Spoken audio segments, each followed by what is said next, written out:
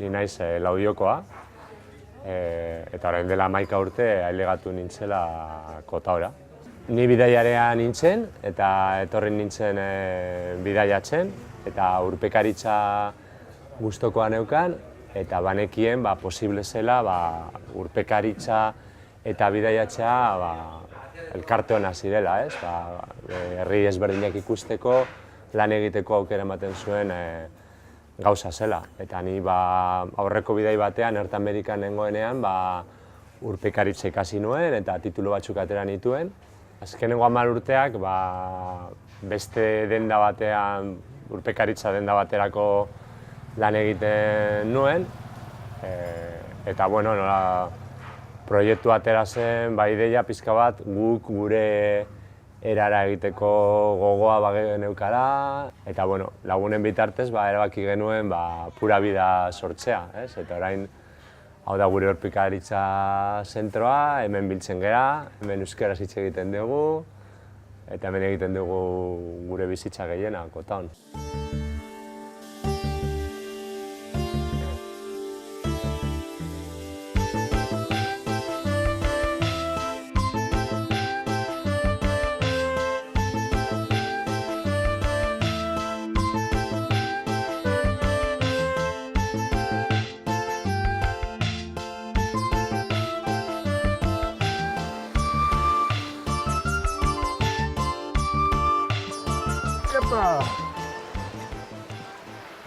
Epa, ze, ongi?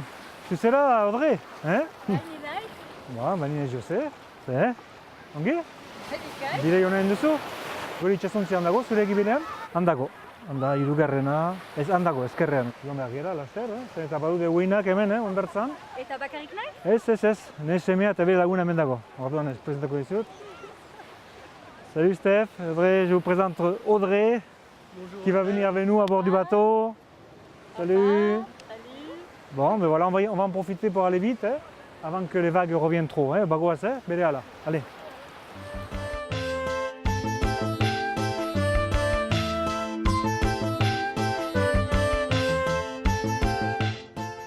Amuitz, honekin ibili gara munduan zehar. Hego Amerikatik, ez Ipar Ameriketatik honaino. Antxu 40.000 kilometro. Eta nor dago barnean? Hemen dago, marinela. Fanfan marinela. Hemen duzu gure itxasontzia. Haupa! Egunon! Egunon! Nemotik gatza kentzen dugu hemen, eta sartu baina lehenago beti gatza kentzen da. Eta igotzen gara itxasontzira. Ongi etorri. Nik 56 urte ditut orain. 57 atera nintzen itxasora. Gure EPA urte bat pasatuz, egin nuen urte bat pasatu itxasontzian. Lantegian eta egin ginuen gure galdera betikoa. Urte baterako excedentzia hori ukeitzeko, eta behin eman zuten. Eta gero konturatu gara urte bat gutxi zela. Eta segitu dugu, 1, 2, 3, 4, 5, eta orain 9, eta laster 10, eta ez dakit, uste 10 pasatzen bat ditugu, ez da geizki izan ere, 10 urte. Eta esaten duzu gu, espikatzen aldi? Gu, bai, nire emazteakin hau, fanfanekin, orduan bakarrik ez nabil, eskerrak hori. Asko biltzen dira bakarrik ere, suertea handia ukan dut, nola fanfanek eta itxasontzia meite duen, orduan askoz errezago da, biak maite dugunean gauza bera.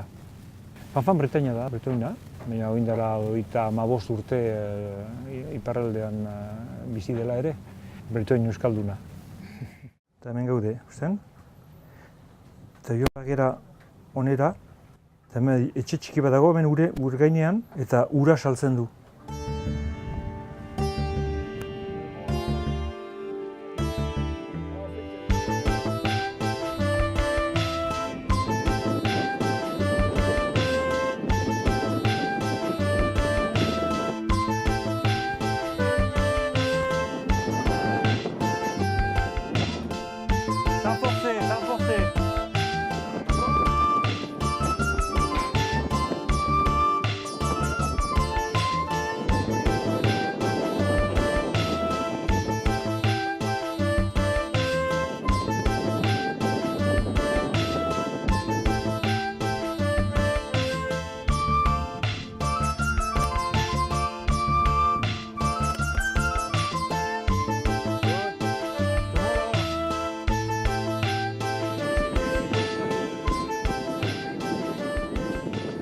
Pura Vida dago Zairi Beach hondartzaren hasieran, ez? Eta bueno, gu gaude leku lasai batean, eta orain 200 metrotara hasten den hondartza izango zen Kotauko hondartzarik mugituena, jende gehiena duena. Baina gure ingurunea kalatxo pare batzuk daude hemen, Tailandiar itxurako resort pare batzuk, eta bueno, leku lasai eta polita da bai. Eta hemen behian dago, ikusiko duguna orain, dago Tailandiako errege baten memoriala, ez? Bakizuenez hemen Tailandian monarkia oso babestua dago, eta erregean orabai miresten dute asko eta guzti hori, eta ja hori aintzinatik dator. Eta hemen behian ikusiko dugu dago Rama bosgarrenaren estatua bat, ez? Nolabait, horren omenez.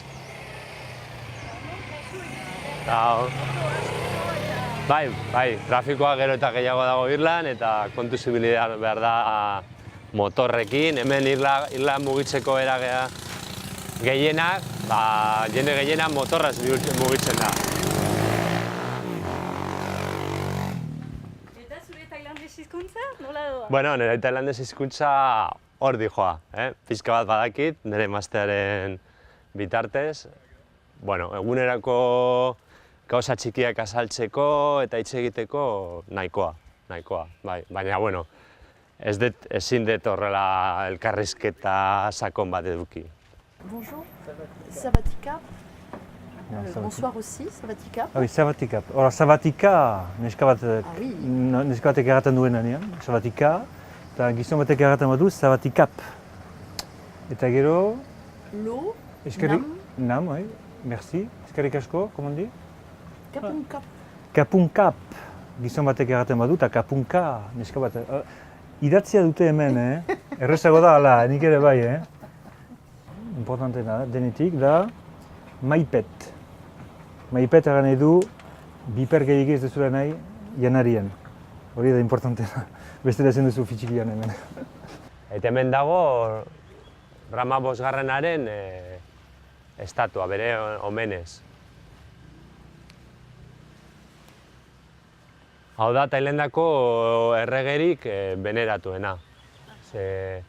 Bere izan zen nolabait budismoa Tailandian, gaur egun dagoen budismoera,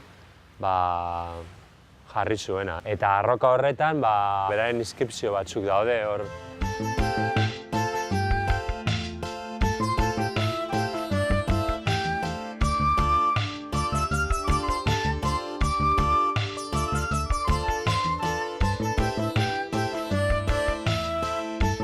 Birmania eta Malezia ondoko Asiako hego ekialde hau, eta gu hemen gaude, orduan Tailandiako hegoaldean. Itsasontzeko programa bizia, bi bizimodu ezberdinak dira. Lehenik ari zeranean ibiltzen, itsasoan, adibidez Atlantikoa, Pazifikoa, Indianoa edola zeharkatzen, geuteun ibiltzen zera, itsasoan, gelditu gabe. Orduan, egunez beti itsasontzaren martxa beti ikusi, denongi dagoen belak asko arreglatu, beti ari gera begiratzen gure inguruan, ez dagoen beste norbait etortzen beste itsasontzi bat, kargero bat, edo oztopo bat, edo zerbait, edo egurra batzuek, edo beti begiratzen ari gera. Eta gaua etortzen dalarik egiten gure txandaka, fanfanekin, nik 3 ordu egite ditut, gero berak beste 3 ordu, gero nik beste 3 ordu, eta hori ongi da, gutxienez 3 orduko deskantzua egiten dugu, ez? Oso bizi ezberdina da, orain dagun biziekin, ez? Hemen zaudenean geldirik, goizean mugitzen zera, etxean bezala. Bakizu mai handi bat, pixkat gauzaz betea da hemen, baina hemen sartzen zera 6-8, gauza bera. Orduan, gelak bitu 2 gela alde batean, 2 gela bestean, eta sukalde bat. Ez da besterik, hemen ikusi nahi bezu. Hemen azpian, sukalde bat. Baxela ez da egina, barkatu, horrenik ez dut denbora gukan. Orduan dena, hola duzu, hemen, sua hemen, 4 suko sukalde txiki bat. Bai, gazarekin Bai, hemen gazarekin, aita ez da. Hemen hozgailu bat, hemen beste bat. Ura ere hemen duzu. Hemen hozgailua. Ura hemen. Iturri betekin, normala. Ur gutxi dago hemen, azpian, 400 litro daude. Eta horrekin ibiltzen algea itsasoan hilabete eta erdi, orduan kontu zibil behar da gurekin. Gela bat hor, beste bat hor, gibeleko noiz ikusi, aski handiak dira. Gela handiak eta kumuna. Batzutan lehorrea joten gera ere, bauko beste itsasontzi txiki bat arra joeteko. Adibidez, Phuket da hemengo toki ezagunena, ez? Orduan turista asko daude, baina ere gauza politak ere bai. Orduan egin dugu ateragea Phuketeko portutik eta egin dugu itzuli bat.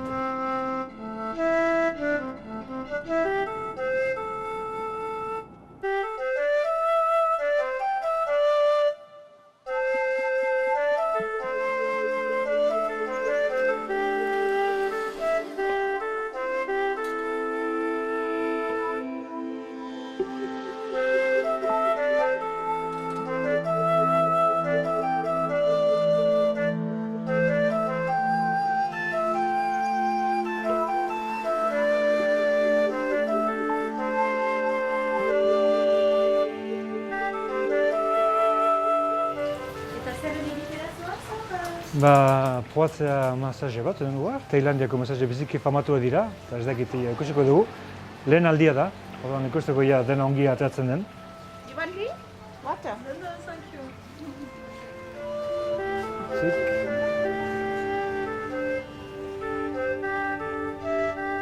Bari ez egizten. Are you okay? Ikusten? Zertu? Yes, back, your back.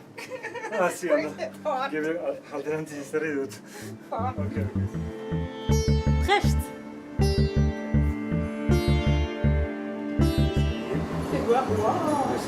Non, tu rigoles plus dedans. C'est très sexy.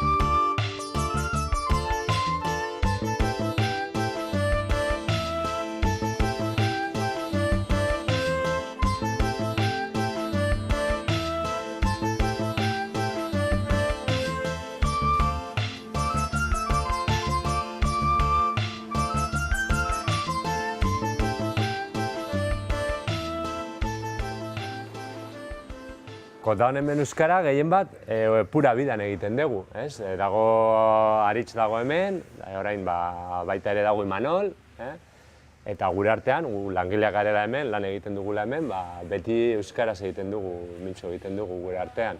Nik ez dut bat praktikatzen, gainera esan ditzen da, hitzak galtzen ditut, normala da hori.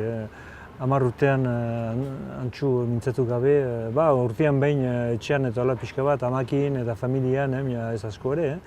Eta noski baita ere, jende euskaldun asko etortzen da pura bidara, eta beti euskalduna direnean, euskaraz egiten dugu. Baita ere, urpekaritza ikastaroak euskaraz ematen ditugu, ez? Batzutan hemen tabernan eta eguna bukatzean, udapartean batzutan bildu gera 30, 40 euskaldun baino gehiago euskaraz hitz egiten, nahiko bitxia Tailandian egoteko, Gune euskaldunak jin behar dira itxasuntzira.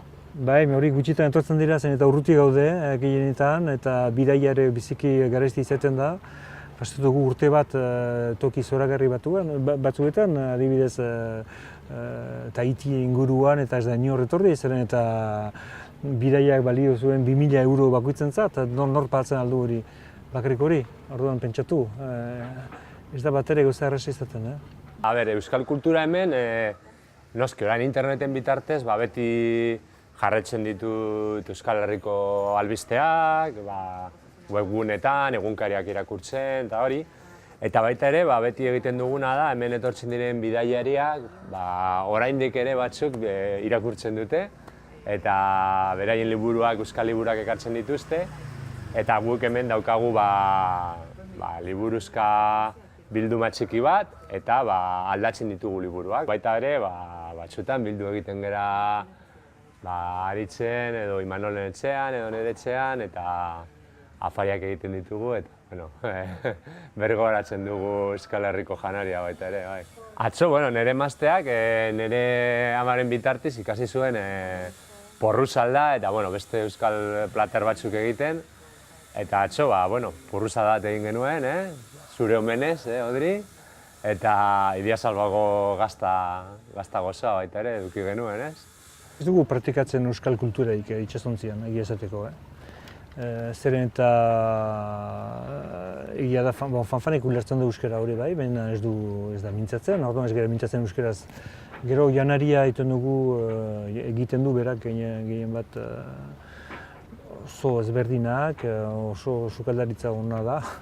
Eta ez da bakarrik euskal sukaldaritza egiten, orduan kartetan da ez dugu egia gateko hori asko galdu dugu itsasontzian, hori bai, zeren eta egan duen bezala. Itsasoko beste bizibodu bat da, eta bai, hori lehen egan dudana, gauza txarretan hori da, galtzen duzula. Familia, lagunak, baita ere euskal kultur inguru hori. Hori bai. Hemen ditugu donostiarrak, baita ere gurekin etorriko direla urpekaritza egitera, Australiatik datoztenak. Asko ikusteko? Bai, pila bat gauza egongo dira ikusteko. Korala, arrainak, sorte daukagun eta ikusten dugu zerbait berezi. Berezi baino jaten ez duna, Ez da arazorik egongo. Berba ezagutzen duzu, bere familia zeukan taberna bat Kalaberri.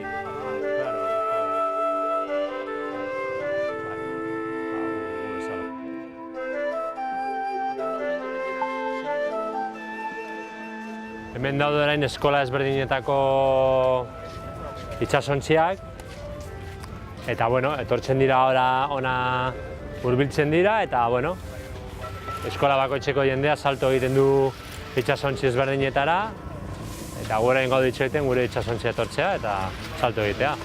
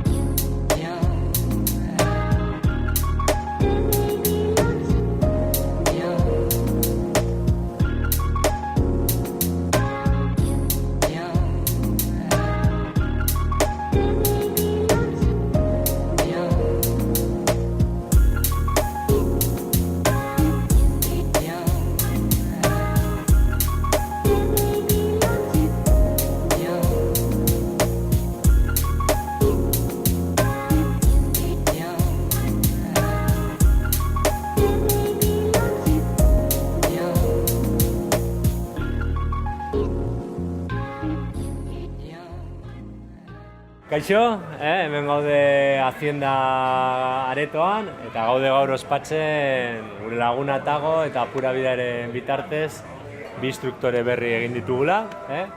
Eta baita ere arkitu gera hemen Kotauko leyenda batekin. Joseba, hemen egon dela 20 urte baino gehiago Kotaon, eta bere historia baita ere kontatuko digula guztioi. Ez, Joseba? Bai, kaixo, Joseba. Ni naiz Euskal Herrikoa, Gipuzkoako herri txiki bat, Alegi izena duna.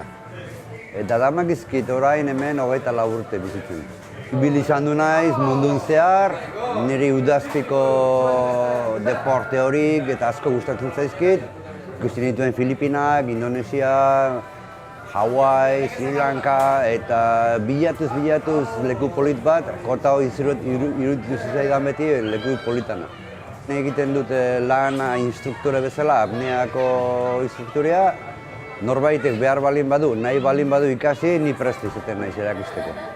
Kotao aukeratu nuen bizimodue oso simplea eta polita zalako. Gehien bat, mengo bizimodue da oso berezie, esate bateako ez da olako regulazio menden infrastruktura oso gogorra. Gure herrioitan, Europan bizi danak dauzke legalki zer egin eta zer ezin den egin. Hemen, momentu horietan izan zen, Robinson bezala bizimodu bat ibiltzen da. Aiatu ginen momentu horietan, zedon egurraz inskribituta zeudela 700 eta 50 biztanle, eta azpian oso polita polizirik batez. Horrek izan zen pizkat pozgarria. Polizi gabe bizitze hori da oso pozgarria.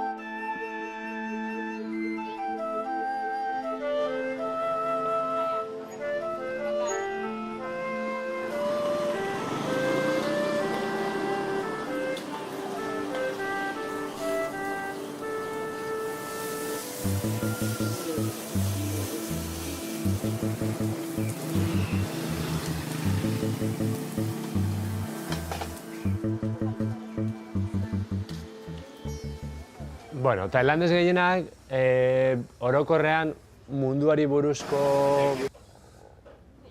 jakiten dutena nahiko murritz izan daiteke batzutan, ez? Geografiari buruz eta guzti hori buruz, ez? Galdetzen dizutenean nongoa zaren eta euskalduna zarela esaten duzunean edo Euskal Herrikoa zarela esaten duzunean, batzuk, gehienak esango nuke, ez dakiten on dagoen, ez? Bueno, ni Bilbo ingurukoa izan da, Laudiokoa naiz, baina Bilbo oso gertu dago. Badakizu hemen beti futbolaren asuntoa, ez?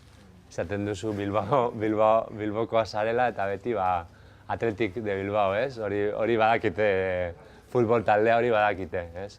Baina horretaz aparte batzutan zaila da beraiei nongoa garen azaltzea, ez? Toki askotan jende ez daki nunden Frantzia ere, pentsatu, Europa gutxik, orduan Euskal Herriak gehienak ez dakite. Guk erabaki dugu itsasontzi honetan gure ikurrina bat dago gibelean. Normalki ikurrinak ez du legea munduan zehar. Halere guk ikurrina dugu bakarrik ezarria. Orduan batzutan, nuzean behin, norbait etortzen da eta gaten du Euskadi edo horako zerbait, ez? Hori harritzen geha. Gehienetan izan da norbait Euskal Herrian bizi izan dena edo kultura pixkat duena da ere. baina gehienetan jenek ez daki. Orduan galtzen dugu zen, nungoaz ezte, zue alako ikurriña bitxi horrekin ez. Eta badute alako mapa batzuetan munduko ikurriña guztiak daudenak ez. Itxasoko ikurriñak ikusteko eta ez da agertzen ere gurea.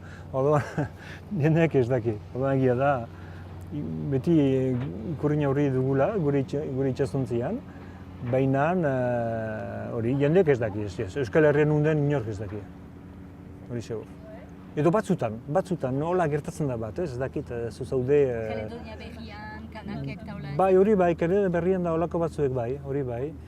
Kanakeak batzuek egia bai, batzuekin, ibili zirenak Euskal Herrian. Gero, Markesetan bat edo la, baina gutxi, oso gutxi. Oso gutxi, jendeak normalki ez daki. Komunikatzeko amuitzen nola pasatzen da? Orduan, komunikatzeko ez da beti erresa izaten zen eta hortarako konexioak behar dire. Orduan, lehengutik atera ginenean webgune bat martxan zegoen aspalditik, nire lantegikoa zen, eta itsasoko kontuak eta halako nire lana zen ez hori. Eta gero poliki webgune hori transformatu da pixka bat, eta gure bidaia kontatzen duen webgune bat da. Sextan.com betikoa.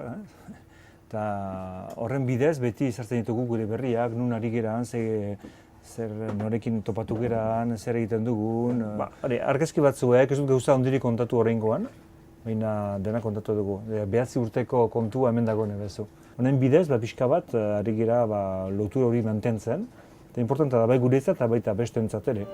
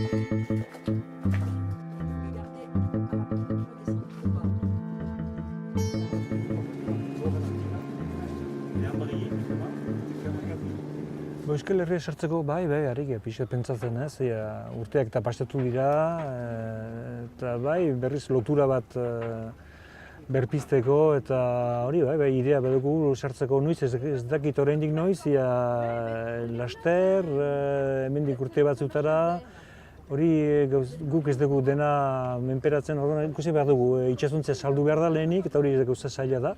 Baina bai sartzeko gogoa ere badukogu, familia handitzen ari da poliki, eta hori, eta 10 urte pasatu dira. Orduan sartzeko tenorea ari da pixkat hurbiltzen, eta guztiak hemendik laster iparraldeko uretan egongo dela, baina segurazki itxasuntzerik gabe. Euskal Herria beti daukagu gurekin, ez? Baina familia eta lagunak hor ditugu, eta gustatzen zait gutxienez urtean behin itzultzea, ez? Polita da nire familia, Eneko Laida, nire emaztea eta hau baita ere, nire familia eta lagunekin Euskal Herriko giroarekin eta kulturarekin harremana edukitzea.